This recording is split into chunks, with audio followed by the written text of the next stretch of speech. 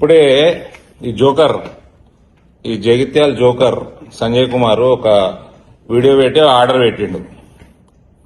నువ్వేం బిచ్చమేస్తలేవు. నీ చెత్త గవర్నమెంట్ దగ్గర రూపాయి లేదు. మీ ముఖ్యమంత్రి బిచ్చగాడు. 200 కోట్లు శాంక్షన్ అయినాయి. రెసిడెన్షియల్ స్కూలు చెలగల్లో పెట్టిన 10 ఎకరాలు, కేవీకి 2 ఎకరాలు, కేంద్రీయ విద్యాలయానికి హోదా ఉంటుంది, డే స్కాలర్ స్కూలు, కనీసం 5 ఎకరాలు ఉండాలని నీకు ఆర్డర్ పంపిన. చదువుకున్నాను అయితే చూసుకో. నువ్వు వినాశకాలే విపరీత బుద్ధి అంటారు. నువ్వు ఇట్లా చేస్తున్నావు. నాకు భారతీయ జనతా పార్టీగా కార్యకర్తగా నాకు చాలా సంతోషంగా ఉంది.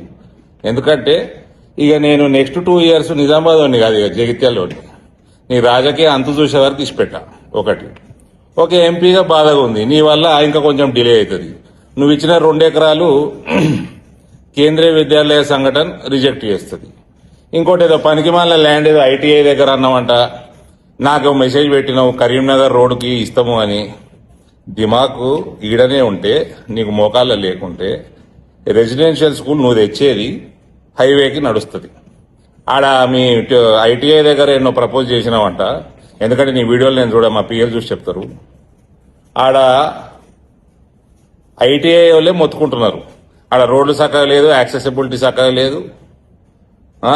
హైవే మన మెయిన్ రోడ్డుకి చాలా లోపడుకుంటుంది అని నేను ఎవరిని అడిగినా కూడా అది కేంద్రీయ విద్యాలయానికి సబబు కాదు అని చెప్తాం జరుగుతున్నది. డాక్టర్లతోటి 3-4 మాట్లాడినా. నీ లెక్క జోకర్ డాక్టర్లు కాదు. ఇక సంజయ్ కుమార్, నువ్వు చేసేది నాకు నచ్చుతున్నది. ఒక కార్యకర్తగా మజా వస్తుంది నాకు. ఇక నీకు నీ రాజకీయ అంతు చూసే వరకు నేను జగిత్యాలు ఇచ్చిపెట్టిగా. ఇక నువ్వు డబ్బుల గురించి మాట్లాడినావు కదా, నాకు బాగా డబ్బులు వీడియో పెట్టినావంట. బాధాపుతున్నాయి. కోరుట్ల ఖర్చు పెట్టలేదు కావాలని. పార్లమెంట్లో ఏం చేసినా తెలుసు, కనుక్కో. ఎందుకు నీకు కూడా ఐడియా ఉండుంటుంది.